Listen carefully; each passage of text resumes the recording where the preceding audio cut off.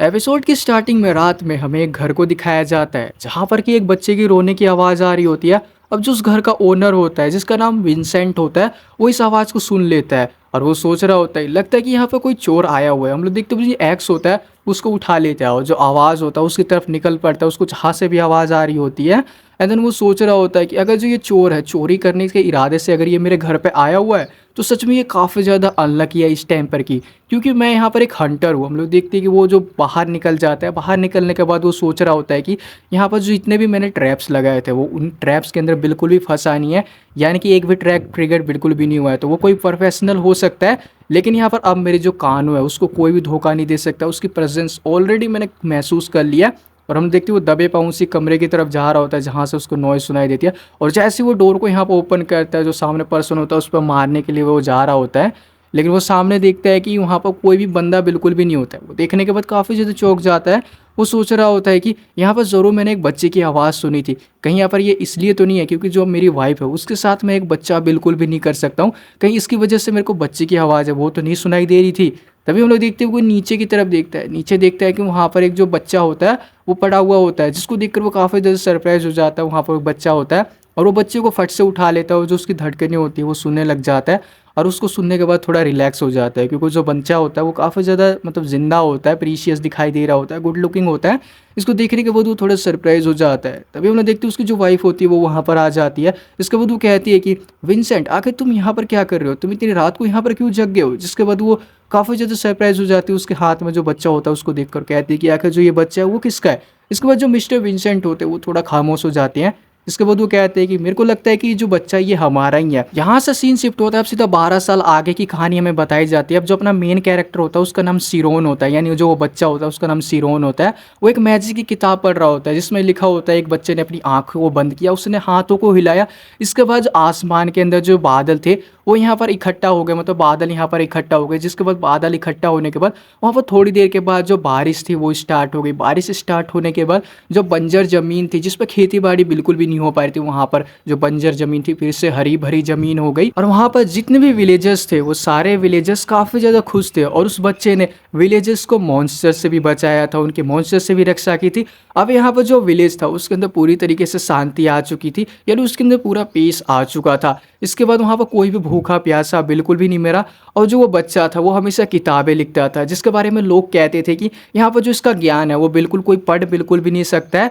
इसकी वजह से यहाँ पर जो ये बच्चा था इसको यहाँ पर एक नाम दे दिया गया है, जिसको कि यहाँ पर मेज के नाम से बुलाने जाने लगा, यानी मेज के नाम से। और हम देखते हैं वो अपनी बुक को बंद कर देता है। अब जो सिरोन होता है उसको देखते हैं, वो बड़ा हो चुका होता है, 12 साल का हो चुका होता है। और ये सिरोन होता है वही अपना छोटा बच्चा जो कि अपना मेन कैरेक्टर है स्टोरी का। तभी जो सिरोन के फादर होते हैं विंसेंट, वो उससे कहते हैं कि तुम अभी उसी बुक को पढ़ रहे हो जो मैंने तुम्हें दी थी। अब देखते हैं कि मिस्टर विंसेंट काफ़ी बड़े हो चुके थे, मतलब वो 40 साल के हो चुके होते हैं। और वो सिरोन को यहाँ पर अपनी गोद में उठा लेते हैं और उसको इधर उधर घुमाने लग जाते हैं और कहते हैं कि तुम सच में काफ़ी ज़्यादा अच्छे हो सिरोन, काफ़ी ज़्यादा अच्छे बच्चे हो मेरे। तो इसी के साथ हम घर जाकर काफ़ी ज़्यादा अच्छा खाना खाने वाले हैं, क्योंकि यहाँ पर जितना भी मेरा काम था वो ख़त्म हो चुका है। इसके बाद जो सिरोन होता है अपने फादर से कहता है कि यहाँ पर कोई पर्सन किसी तरह मैजिक कैसे कर सकता है। जिसके बाद विंसेंट सोच रहे होते हैं कि क्या ये जो मैजिक है इसके बारे में उस किताब में से पढ़ा है इसने, जो किताब इसको मैंने ला कर दी थी। तभी मिस्टर विंसेंट कहते हैं क्या मैजिक इतना ज़्यादा प्रीसियस है, यहाँ पर मैजिक के एक स्ट्राइक से हम किसी भी जो भालू है उसको डाउन कर सकते हैं, भालू को यहाँ पर डिफीट कर सकते हैं। लेकिन हम साथ ही में नॉर्मल लोग एक कुल्हाड़ी की मदद से, नॉर्मल सी कुल्हाड़ी की मदद से जो एक पूरा पेड़ है उसको भी यहाँ पर काट सकते हैं। तो क्या ये मैजिक नहीं हुआ। इसके बाद सिरोन कहता है कि हाँ आपने बिल्कुल सही किया। हम लोग देखते हैं वो लोग जा रहे होते हैं, दो बच्चों को हम लोग देखते हैं, उनमें से पहला वाला बच्चा होता है कहता है कि ये देखो ये तो यहाँ पर सिरोन है, अभी भी यहाँ पर जो सिरोन है उस जो किताब है उसको ही पढ़ता रहता है। मैंने इसको कई बार कहा है कि हमारे साथ आकर खेले, लेकिन ये बिल्कुल हमारे साथ खेलता नहीं है, ये बस उसी जो मोटी सी किताब है उसको ही पढ़ता रहता है। इसके बाद दूसरा वाला बच्चा कहता है इतनी मोटी सी किताब, क्या सच में ये किताब को पढ़ना भी जानता है कि बस इसको ऐसे ही लेके रखता है। इसके बाद पहले वाला जो बंदा होता है वो कह रहा होता है कि यहाँ पर जो सिरोन है वो काफ़ी ज़्यादा दुबला पतला है, और मेरी मम्मी ने तो यहाँ पर ये भी कहा हुआ है कि जो सिरोन है वो जब पैदा हुआ था उसको तभी यहाँ पर छोड़ दिया गया था, और जो मिस्टर विंसेंट है उन्होंने इसको एडॉप्ट किया हुआ था। अभी ये जो बात होती है ये जो सुन लेते हैं मिस्टर विंसेंट होता है, इस बात को सुन लेते हैं। इसके बाद वो काफ़ी ज़्यादा यहाँ पर मतलब गुस्सा हो रही होती है और वो सोच रहे होते हैं कि यहाँ पर जो ये बच्चे हैं, आखिर जो ये बच्चे मेरे बेटे के बारे में ऐसा यहाँ पर क्यों बोल रहे हैं। मैं मानता हूँ कि यहाँ पर ये मेरा बच्चा बिल्कुल भी नहीं है। उन लोगों की इतनी हिम्मत कि वो सिरोन है उसके बारे में ऐसा बोले। वो सोचते हैं कि सिरोन ने जो ये सारी बातें वो सुन तो नहीं ली है। सिरोन की तरफ वो देखते हैं जैसे हम लोग देखते हैं कि जो सीरोन होता है उसने कुछ भी सुना नहीं होता, अभी मैजिक के बारे में ही सोच रहा होता है और वो काफ़ी ज़्यादा खुश भी होता है। जिसके बाद जो विंसेंट होते हैं उसकी तरफ देखते हैं, जिसके बाद हम देखते हैं कि विंसेंट कहता है कि यहाँ पर तुमने मेरी आज काफ़ी ज़्यादा मदद की है, इसलिए मैं तुम्हें कल जो शहर है वो लेके जाऊँगा, जिसके बाद और वहाँ पर तुम्हारा जो मनपसंद फ्रूट्स है वो भी मैं तुम्हें दिलाऊँगा खाने के लिए। जिसके बाद जो सीरोन होता है वो सुनने के बाद काफ़ी ज़्यादा खुश हो जाता है। अब यहाँ पर मिस्टर विंसेंट सोच रहे होते हैं कि मेरे को माफ़ कर देना सीरोन, मैं काफ़ी ज़्यादा लेकिंग हूँ, लेकिन यहाँ पर मैं तुम्हारा काफ़ी ज़्यादा अच्छी तरीके से ख्याल करूँगा, तुम मेरे ही बेटे हो। हम लोग देखते हैं कि उसको वो पेट करने लग जाते हैं, उसके सर पे हाथ घुमाने लग जाते हैं। लेकिन यहाँ पर जो सीरोन होता है उसका सारा ध्यान होता है वो मैजिक के बारे में ही होता है और वो सोच रहा होता है यहाँ पर मैं मैजिक है उसको सीखूंगा और उसको करके भी देखूंगा। और यहाँ से जो सीन होता है वो शिफ्ट हो जाता है। अब हम लोग देखते हैं कि यहाँ पर अगला दिन आ चुका होता है जब विंसेंट यहाँ पर सीरोन को कहा होता है कि वो यहाँ पर लेके जाएंगे उसको शहर की तरफ। तो यहाँ पर जो थोर्निया किंगडम होता है उसकी तरफ का सीन दिखाया जाता है, उसकी जो क्रीज सिटी होती है वहाँ का सीन देखते हैं हम लोग, वो लोग यहाँ पर आ चुके होते हैं। इसके बाद जो सीरोन होता है वो देखने के बाद काफ़ी ज़्यादा खुश हो रहा होता है, वो कह रहा होता है कि क्या सिटी ऐसी दिखाई देती है। वो आसपास कपड़ों की दुकान और काफ़ी सारी जो चीज़ें होता है उसको भी देखते हैं। जिसके बाद जो मिस्टर विंसेंट होते हैं वो सीरोन से कहते हैं कि सीरोन तुम यहीं पर रुकना जब तक कि मैं वापस ना आ जाऊँ। ग्रैंडफादर मार्टिन है उनके ही शॉप पे तुम्हें यहाँ पर रुकना होगा, मेरा इंतज़ार करते रहना। और इसके बाद जो वो कहता है हाँ बिल्कुल, लेकिन मिस्टर विंसेंट कह रहे होते हैं कि लेकिन मेरी बात ध्यान से सुनना, यहाँ से तुम्हें कहीं भी बिल्कुल जाना नहीं है और खासकर कि जो नोबल्स हैं उनके रास्ते में तो यहाँ पर बिल्कुल भी तुम्हें नहीं आना। नोबल्स को ये बिल्कुल भी पसंद नहीं है कि कोई उनके रास्ते में आए। जिसके बाद वो कहता है बिल्कुल, और उसके फादर वहाँ से चले जाते हैं। जिसके बाद हम देखते हैं कि जो सीरोन होता है वो ग्रैंडफादर मार्टिन होती है उनके यहाँ पर जो वेजिटेबल्स होते हैं उनके प्राइस लिखने में उनकी काफ़ी ज़्यादा मदद कर रहा होता है। इसके बाद जो मार्टिन होते हैं वो कहते हैं कि तुम्हें ऐसे करने की ज़रूरत नहीं है। जिसके बाद वो कहता है कोई बात नहीं, मैं बिल्कुल ठीक हूँ, मैं आपकी मदद ज़रूर करूँगा।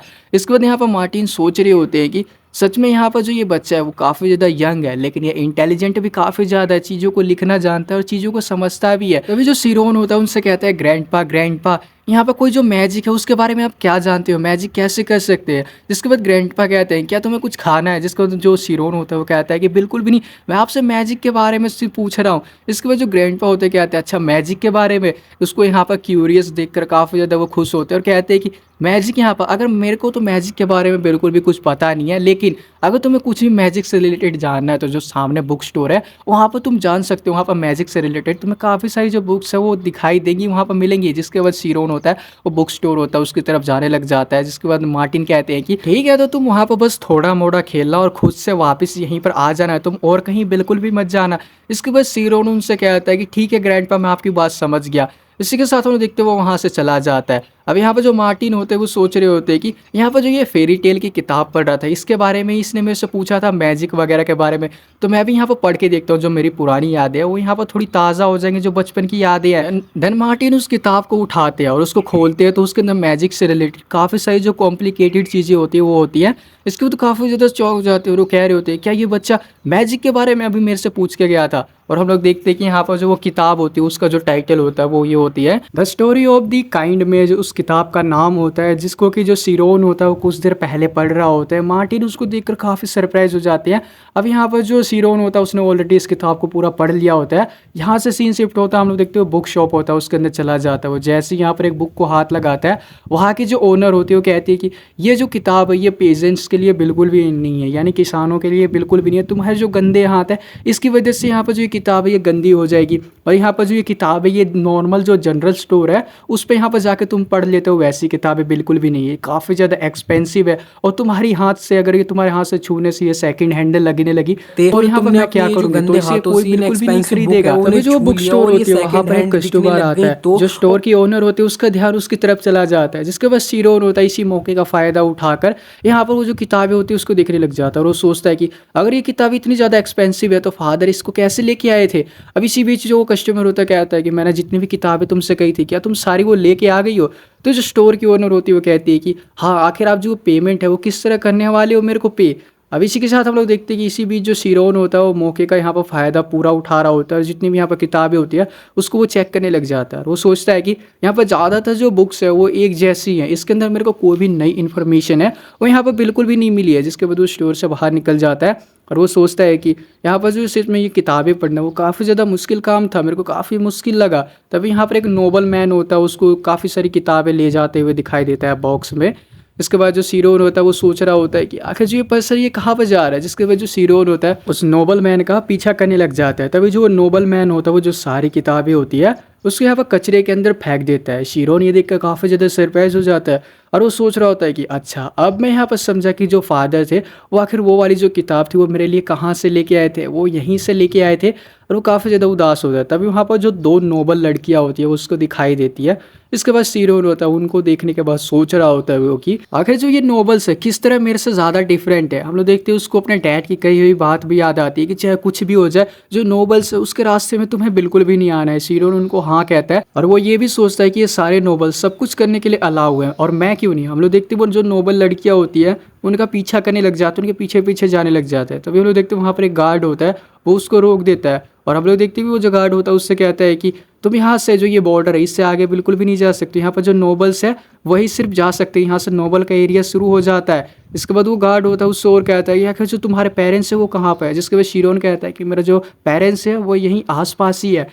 तभी उन्होंने देखती वहाँ पर एक और गार्ड होता है। तभी वो कहता है कि मेरे को लगता है कि यहाँ पर ये चोरों की गैंग से हो सकता है, क्योंकि यहाँ पर मैंने सुना है कि ये लोग जो बच्चों को किडनैप करते हैं और बच्चों से यहाँ पर काम करवाते हैं, चोरी करवाते हैं। मेरे को लगता है कि ये उनकी गैंग में से ही है। इसके बाद सीरोन थोड़ा यहाँ पर घबरा जाता है। तभी मैं देखती हूँ जो पहले वाला गार्ड होता है उसको देखने के बाद वो कह रहा होता है कि कहीं यहाँ पर तुम चोरों की गैंग से तो नहीं हो, मेरे को लगता है कि तुम्हें हमारे साथ चलना पड़ेगा अब।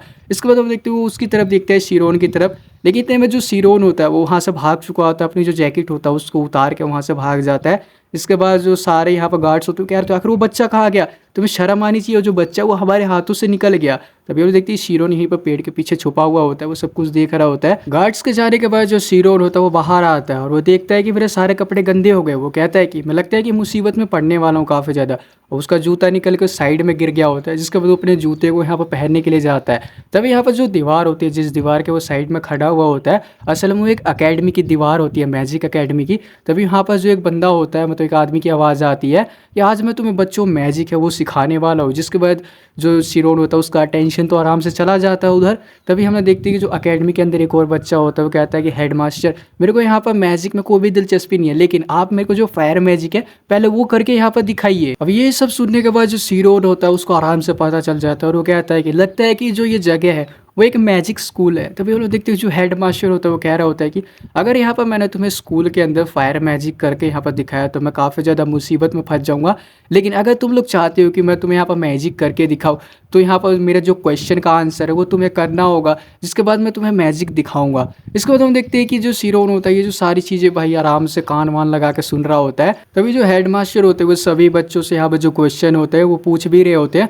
वो कहते हैं कि अगर यहाँ पर कोई बंदा मैजिक करना चाहता है तो उसको क्या कुछ करना पड़ेगा मैजिक करने के लिए। तभी यहाँ पर जो एक बच्चा होता है वो कहता है कि यहाँ पर सबसे ज़्यादा हमें एफर्ट लगाने होगी, स्टडी करनी होगी यहाँ पर मैजिक के बारे में, जिसके बाद ही हम मैजिक कर सकते हैं। तभी एक बच्चा वहाँ पर बोलता है कि यहाँ पर पैसा सबसे ज़्यादा ज़रूरी है मैजिक सीखने के लिए, क्योंकि काफ़ी सारी जो चीज़ें होती है वो हमें खरीदनी पड़ती है। जिसके बाद जो हेड मास्टर कहते हैं कि तुम लोगों ने अब भी यहाँ पर जो मेरे को आंसर है वो बिल्कुल भी दिया हुआ नहीं है। अब यहाँ पर जो शीरोन होता है वो सोच रहा होता है कि यहाँ पर इसका मतलब तो ये साफ़ हो गया है कि यहाँ पर किसी भी तरह की एफर्ट या फिर पैसे की ज़रूरत बिल्कुल भी नहीं है मैजिक सीखने के लिए। तो इसका मतलब क्या, मेरे को नोबल होना पड़ेगा मैजिक सीखने के लिए। इसके बाद हम देखते हैं कि जो हेड मास्टर होते हैं बच्चों से कह रहे होते हैं तुम्हें काफ़ी ज़्यादा टैलेंटेड होगा बनना पड़ेगा इनसाइट के अंदर। अब यहाँ पे जो इनसाइट होता है उसका यही मीनिंग होता है कि चीज़ों की अच्छी नॉलेज रखना और चीज़ों को अच्छी तरीके से समझना, उसको सीखना, चीज़ों को अच्छी तरीके से जान पाए। जिसके बाद हेड मास्टर होते हैं उनको और भी यहाँ पर जो एग्जाम्पल होते हैं वो दे के समझाते हैं। वो कहते हैं कि यहाँ पर 1+1 कितना होता है। इसके बाद जो सामने वाला जो बच्चा होता है वो कहता है ये तो ऑब्वियस सी बात है, जो 1+1 होता है वो 2 होता है। जिसके बाद हेड मास्टर उसको कहते हैं क्या जो ये चीज़ है इसको तुम मेरे को यहाँ पे एक्सप्लेन करके बता सकते हो। जो सामने वाला बच्चा होता है वो कहता है कि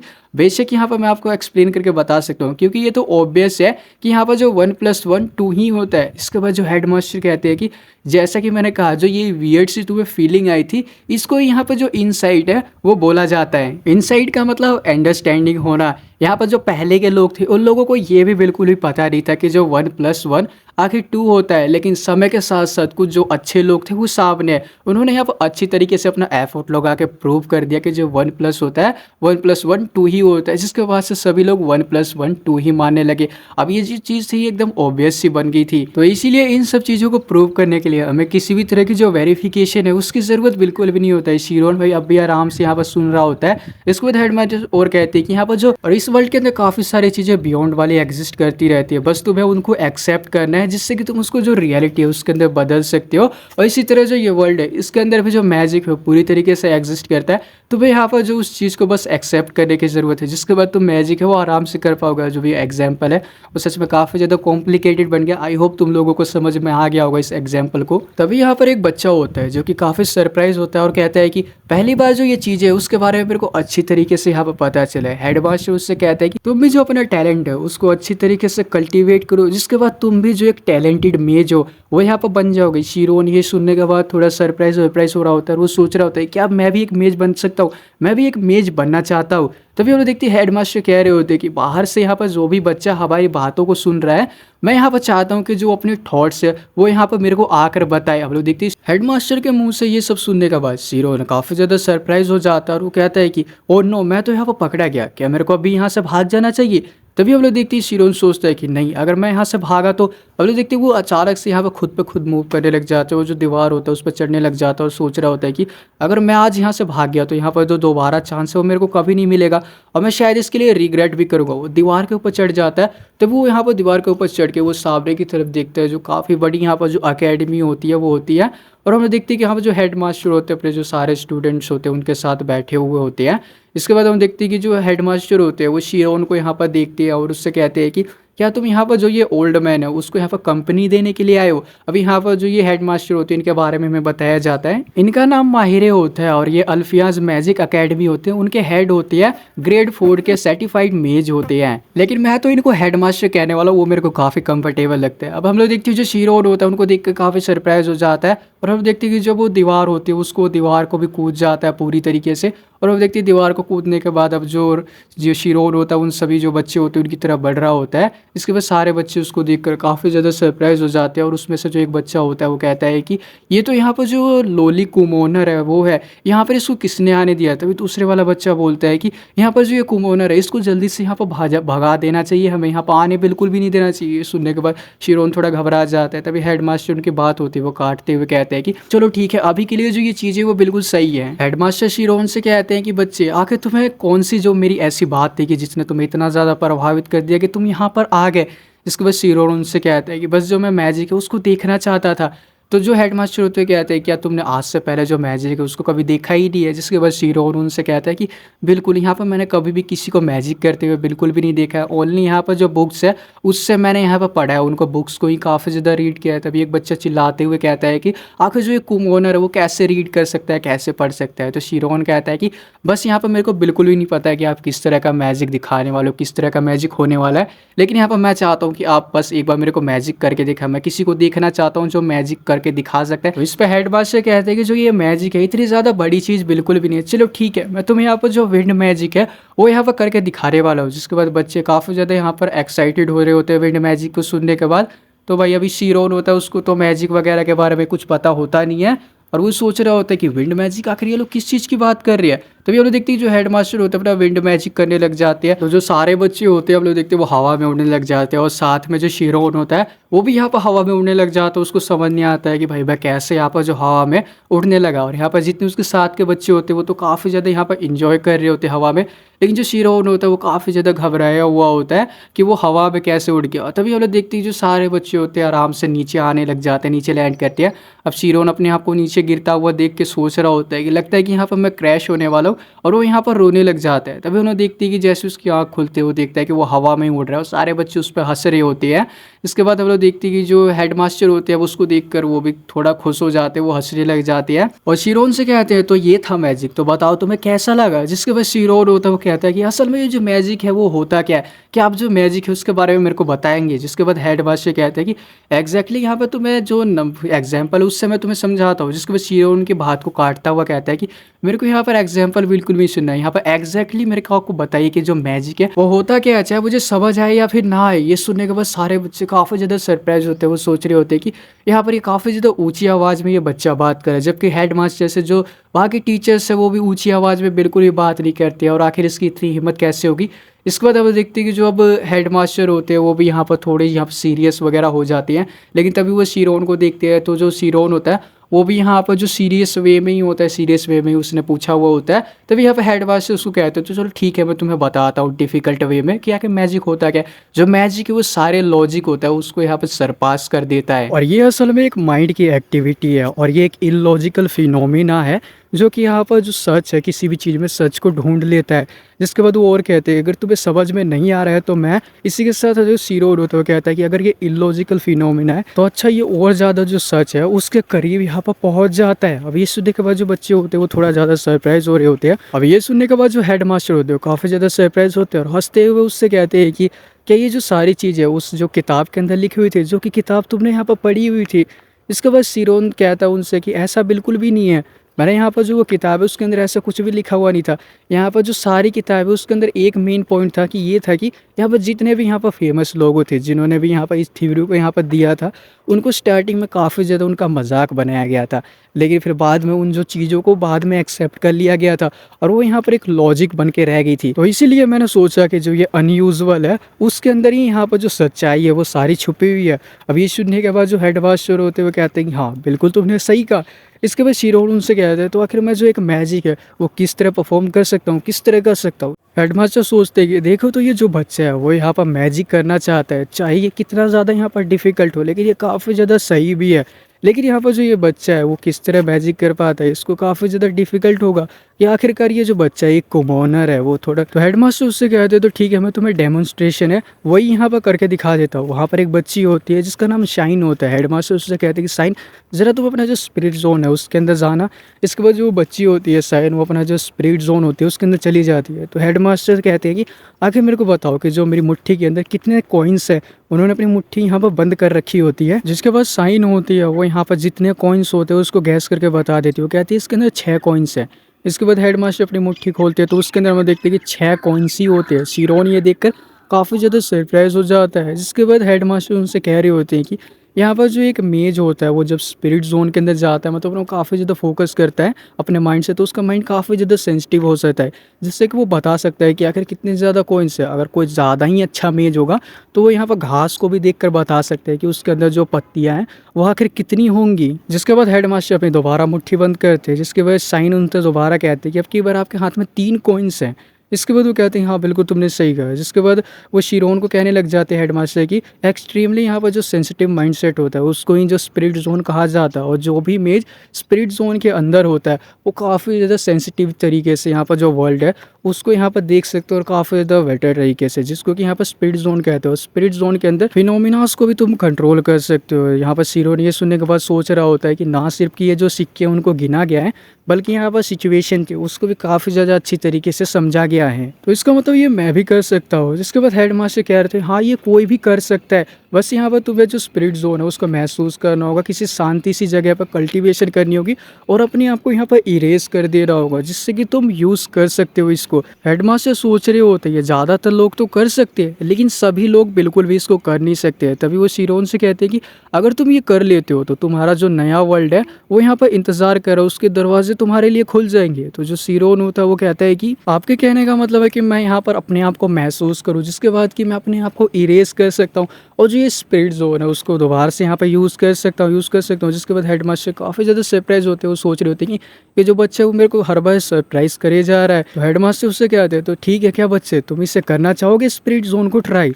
इसके बाद शिरोन कहता है हाँ बिल्कुल। अभी हेडमास्टर सोच रहे होते हैं कि अगर यहाँ पर कोई भी जो स्पिरिट जोन है उसको नहीं कर पाता है, स्पिरिट जोन के अंदर नहीं जा पाता है तो इसका मतलब ये है कि वो मैजिक भी बिल्कुल नहीं सीख पाता है। तभी हमने देखते हैं शिरोन सोच रहा होता है कि सबसे पहले यहाँ पर मेरे को अपने आप को फ़ील करना होगा, अपने आप को इरेज़ करना होगा, अपने जो माइंड है उसको यहाँ पर पूरी तरीके से खाली कर देना होगा और माइंड को खाली करने के बाद माइंड को यहाँ पर फ़ील करना पड़ेगा मेरे को अच्छी तरीके से और पूरी तरीके से एक-एक करके अपने माइंड को खाली कर रहा होता है। फाइनली वो सेंसिटिव माइंडसेट होता है उसको यहाँ पर अचीव कर लेता है। थोड़ी देर उसकी आँख यहाँ पर बंद रहती है, लेकिन जैसे ही वो आँख खोलता है तो सामने हेड मास्टर वगैरह बैठे हुए होते हैं। तो जो हेड मास्टर होते हैं उससे कहते हैं कि तो अब बताओ तुम्हें कैसा फ़ील हुआ, कैसा लगा तुम्हें? जिसके बाद जो वो हाँफते-हाँफते बोलता है शिरोन कि यहाँ पर मेरे को आवाज़ें सुनाई दे रही थी। तो हेडमास्टर सोचते हैं कि जैसा कि मैंने सोचा था ये बिल्कुल भी नहीं कर पाएगा। तभी वो शिरोन से कहते हैं कि तुमने यहाँ पर काफ़ी ज़्यादा अच्छी तरीके से प्रैक्टिस की है। अगर तुम ऐसे ही करते रहे तो तुम्हें और आवाज़ें सुनाई देंगी। अब इसी के साथ हम देखते हैं कि जो वो बाकी बच्चों को लेकर हेडमास्टर फँस जाने लग जाते हैं और वो सोचते हैं कि ये अनफॉर्चुनेटली बात है कि ये जो बच्चा है वो काफ़ी ज़्यादा टैलेंटेड है। अगर इसे शुरू से ही अच्छा ज्ञान दिया गया वो होता, सिर्फ अच्छी एक नॉलेज होती कॉमनर है ना, तो और शायद असल में ये अगर काफ़ी उसे ज़्यादा स्टार्टिंग अच्छा से यहाँ पर थोड़ी कर अच्छी पाता। नॉलेज ही और मेरे साथ जितने बच्चे हैं और ये उनमें से एक होता। अनफॉर्चुनेटली बात है सभी लोग टैलेंटेड बिल्कुल भी नहीं हो सकते हैं। तभी हम देखते हैं जो शिरोन होता है अपना दीवार कूद के वापस दीवार के परली तरफ चला जाता है। इसके बाद वो काफ़ी ज़्यादा घबराया हुआ होता है और वो सोच रहा होता है कि ये सच में यहाँ पर वर्क कर गया। और इसी के साथ ये वाला एपिसोड यहीं पे एंड हो जाता है। आई होप आपको एक्सप्लेनेशन काफ़ी ज़्यादा अच्छी लगी होगी। अच्छी लगी तो चैनल को सब्सक्राइब करके वीडियो को लाइक कर देना। मैं मिलता हूँ आपसे नेक्स्ट एपिसोड में, तब तक के लिए बाय बाय।